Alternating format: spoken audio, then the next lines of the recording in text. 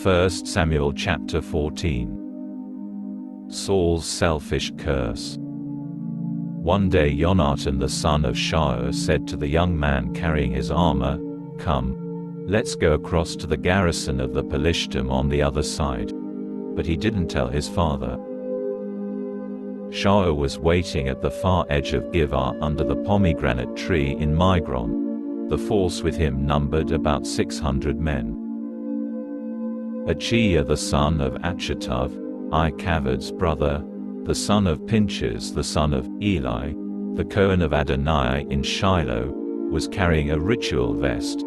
No one knew that Jonathan had gone. Between the passes by which Jonathan was trying to cross to the garrison of the Philistines, there was a rocky spur on one side and another rocky spur on the other side.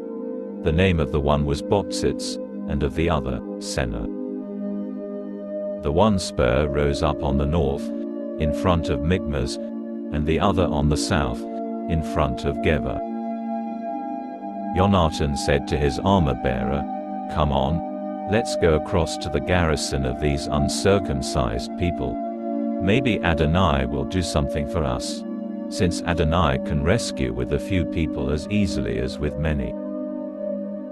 His armor-bearer replied, "Do everything you think you should. I'm with you, whatever you decide."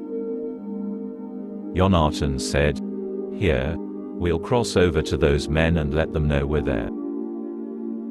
If they say, 'Wait till we come to you,' we'll stand still where we are and not go up to them.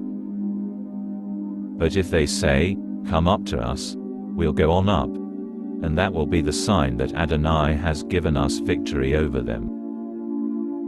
So both of them let their presence be known to the garrison of the Philistines. And the Philistines said, "Look, some Hebrews coming out of the holes they've been hiding in." Then the men of the garrison said to Jonathan and his armor-bearer, "Come up to us. We want to show you something."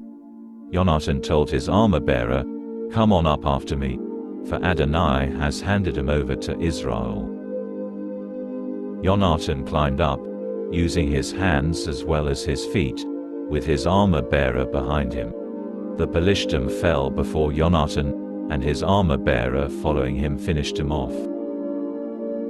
That first slaughter, of about 20 men, was accomplished by Jonathan and his armor-bearer in a space only half as long as one side of the area a pair of oxen could plow in a day, about 200 yards. There was panic in the field camp among all the Philistines. Likewise, the garrison and the raiding party panicked. Besides all this, there was an earthquake. Thus it grew into panic caused by God. Shua's men on watch in Givat Binyamin could see the enemy camp scattering and running in all directions. Shua ordered the forces with him to call the roll and see who was missing. So they called the roll, and found Jonathan and his armor-bearer not present. Shua told Yeshua, "Bring the ark of God here," for at that time the ark of God was with the people of Israel. But while Shua was talking to the Cohen, the uproar in the camp of the Philistines continued and kept getting louder. Shua said to the Cohen, "Put your hand down." Shua and the entire force with him assembled and went to battle, but they found the Philistines all fighting each other in utter confusion. The Hebrews from the surrounding countryside who had previously been with the Philistines and had gone up with them into the camp deserted and went over to Israel with Shua and Jonathan. Likewise, on hearing that the Philistines were fleeing, all the men of Israel who had hidden themselves in the hills of Ephraim pursued them in battle. So Adonai saved Israel that day, and the battle spread as far as Beth-aven. Israel's soldiers had been driven to exhaustion that day, but Shua issued this warning to the people: "A curse on any man who eats any food until evening, when I will have finished taking vengeance on my enemies." So none of the people even tasted food. Now the people came to a forest where there was a honeycomb on the ground. When the people had entered the forest, they saw there the honeycomb with honey dripping out. But no one put his hand to his mouth, because the people feared the oath. But Jonathan hadn't heard his father charging the people with the oath. So he put out the end of the staff in his hand, dipped it in the honeycomb and raised it to his mouth, whereupon his eyes lit up. But one of the people said in response, "Your father strictly charged the people with an oath, a curse on any man who eats any food today, even though the people are fainting with hunger." Jonathan answered, "My father has brought trouble to the land. Just look how my eyes have lit up because I tasted a little of this honey. How much greater would the slaughter of the Philistines have been today, then, if the people had eaten freely of the spoil they found with their enemies." That day they had attacked the Philistines from Michmas to Ajalon, but the people were very exhausted. So the people rushed at the spoil, seizing sheep, cows and calves, slaughtering them on the ground, and eating the flesh with the blood. Yeshua was told, "Look how the people are sinning against Adonai, eating with the blood." He said, "You have not kept faith. Roll a big stone to me immediately." Now, Yeshua said, "Go around among the people and tell them, each of you is to bring his cow and his sheep and slaughter them here. Then eat. Don't sin against Adonai by eating with the blood." So each person brought his animal with him that evening and killed it there.